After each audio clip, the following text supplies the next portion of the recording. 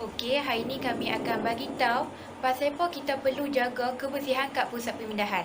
Yang pertama, untuk menghindari penyakit berjangkit dan masalah kesihatan seperti membawa virus atau bakteria tanpa disedari. Yang kedua, untuk memupuk sikap disiplin dalam setiap individu. Yang ketiga, untuk mewujudkan keselesaan dan persekitaran yang indah dan tenang. Yang terakhir sekali, untuk menimbulkan rasa keharmonian dalam masyarakat. Seterusnya, cara menjaga kebersihan yang betul. Yang pertama, basuh tangan dengan menggunakan air yang bersih beserta sabun. Yang kedua, minum air dan makan makanan yang telah dimasak. Dan pastikan minuman dan makanan yang diambil adalah betul-betul bersih. Yang ketiga, buang sampah ke dalam tong sampah dengan betul. Yang keempat, elakkan bermain air banjir. Dan yang kelima, bekalan ubat disimpan di tempat yang selamat supaya senang diambil semasa memerlukan. Adakah anda semua tahu siapakah yang bertanggungjawab dalam menjaga kebersihan semasa di pusat pemindahan? Yang pertama ialah petugas. Contohnya petugas pada bahagian masakan. Petugas tersebut hendaklah membersihkan segala jenis kekotoran ataupun peralatan yang telah digunakan selepas memasak. Yang kedua ialah penghuni ataupun mangsa di pusat pemindahan tersebut. Mereka perlulah menjaga kebersihan persekitaran dengan membuang sampah di tempat yang telah disediakan oleh petugas.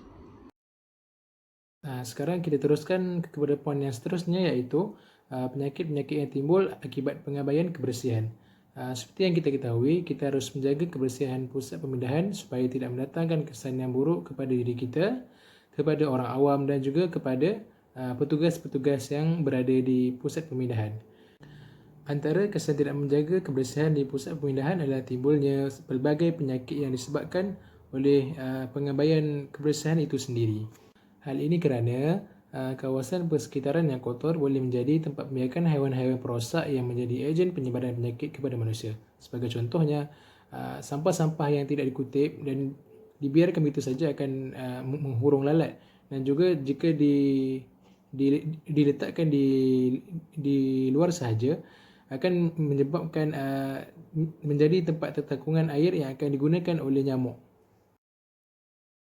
Antara penyakit-penyakit yang berkemungkinan akan timbul akibat daripada pengabaian kebersihan di pusat pemindahan adalah, yang pertama adalah nyamuk.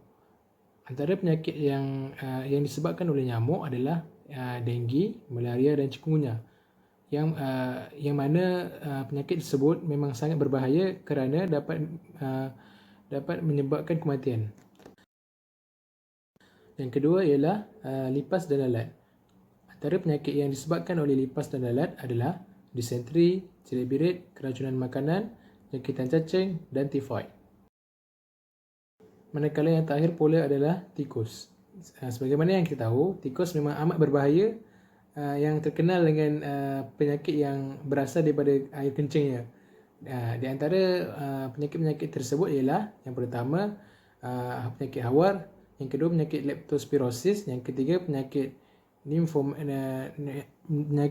limfocytic chromiomyelitis LCM, dan juga yang terakhir adalah penyakit scrub typhus. Yes, penyakit scrub typhus. Dan dari mana penyakit-penyakit ini amatlah berbahaya kepada manusia dan juga melibatkan nyawa.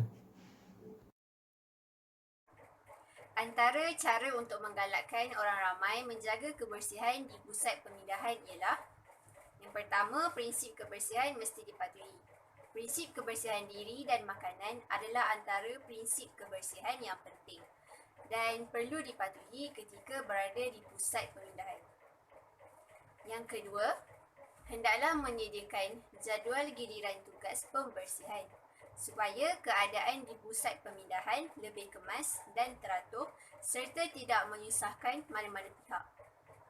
Dan yang terakhir, sifat common sense terhadap kebersihan perlu ada dalam diri setiap penghuni di pusat pemindahan supaya mereka dapat tinggal dalam suasana yang bersih dan selamat dari penyakit yang berbahaya.